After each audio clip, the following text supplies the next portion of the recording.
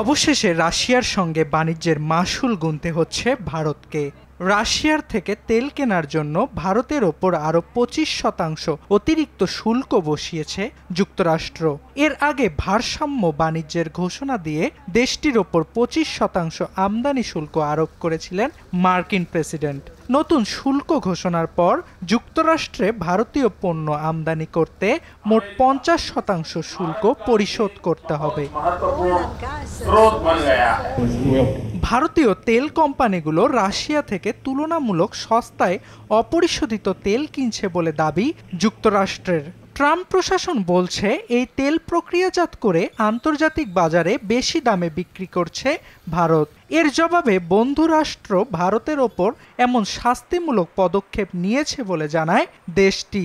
এদিকে রাশিয়া থেকে তেল আমদানির ক্ষেত্রে চীন একই পথ অনুসরণ করায় চাপে রয়েছে দেশটিও। ডোনাল্ড ট্রাম্পের কঠোর সিদ্ধান্তে চাপ বেড়েছে নয়াদিল্লির ওপর। যুক্তরাষ্ট্রের শুল্ক চাপ ও নিষেধাজ্ঞার কারণে ভারত ও চীন এখন বিকল্প সম্পর্ক তৈরিতে আগ্রহী হতে পারে বলে মনে করছেন বিশ্লেষকরা।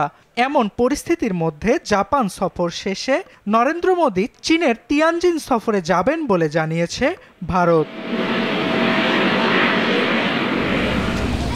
চীনের তিয়ানজিনে সাংহাই কোঅপারেশন অর্গানাইজেশনের শীর্ষ সম্মেলনে অংশ নেবেন নরেন্দ্র মোদি।